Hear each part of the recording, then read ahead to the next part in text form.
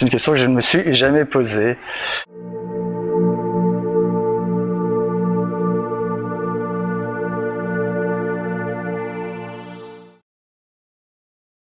L'exposition du jeu de paume, c'est vraiment un choix, en tout cas, sur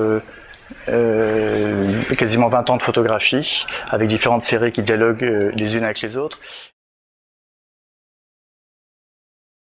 L'exposition, précisément, est traversée par ce travail, c'est le cas de le dire, c'est le titre de l'exposition.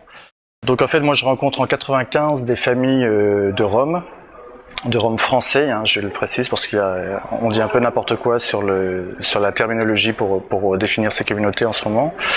Je les connaissais pas du tout, j'avais aucune idée de ce qui m'attendait, mais j'avais simplement un désir, une envie d'une expérience avec ces personnes-là, d'une expérience photographique.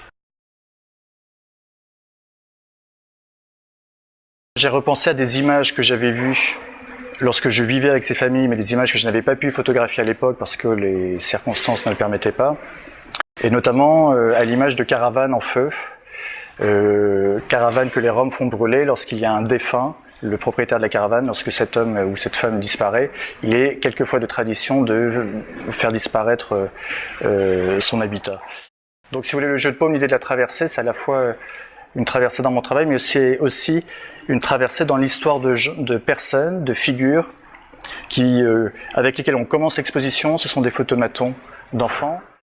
Dans la partie centrale de l'exposition, on retrouve des adolescents en train de crier. C'est une série qui s'appelle Les Hurleurs. Et ce sont eux, 6 ans après, qui communiquent avec leur père qui est incarcéré. Et dans la dernière salle, les adolescents sont devenus des adultes.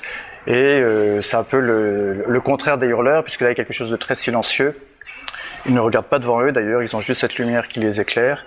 Et on les retrouve autour de ce feu qui a voilà, pour moi une portée éminemment symbolique. Pour moi, ce sont des figures magnifiques en fait. C'est-à-dire, quand je les vois, et c'est vraiment, ça part pas d'une réflexion pour moi. C'est-à-dire, je me dis pas, c'est intéressant aujourd'hui de photographier l'âme. Non, c'est simplement je vois. Et je me souviens quand j'étais à Arles, je voyais ces personnes et je trouvais qu'elles avaient une présence incroyable. C'est un travail photographique. Un des enjeux justement de ce travail, c'est d'ouvrir peut-être cette question-là, et justement qu'un travail ne se résume pas forcément à une approche, qu'on définisse, qu'il ne bascule pas forcément du côté de l'anthropologie, du côté de la sociologie, du reportage, mais qu'il traverse peut-être ces différentes disciplines pour ouvrir finalement un nouveau front dans la représentation. C'est-à-dire que moi je pense que ça peut être tout ça à la fois en fait, sachant qu'à la fin c'est toujours qu'une image en fait.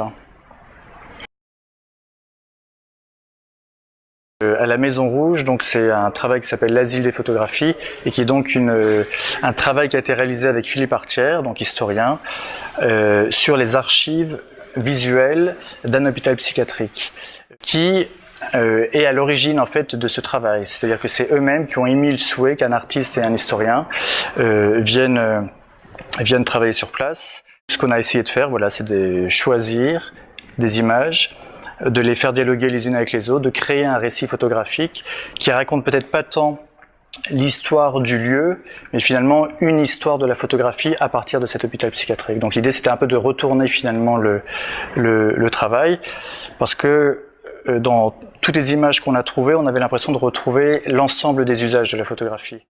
On a trouvé des photographies médicales, des cartes postales, des vues d'architecture, des albums de famille, des photographies de presse. Et en fait, on se dit c'est quand même incroyable parce que ce lieu, qui est un lieu encore une fois très à la marge, en fait, il est traversé par tous ces usages de la photographie. Et en même temps, il produit une espèce de contre-iconographie de la psychiatrie telle qu'on a l'habitude de la voir pratiquée par les photographes lorsqu'ils vont travailler. Donc c'est à la fois ça, ce travail, c'est à la fois je pense des images telles qu'on n'en avait jamais vues, et puis c'est vraiment aussi du coup la question du médium photographique.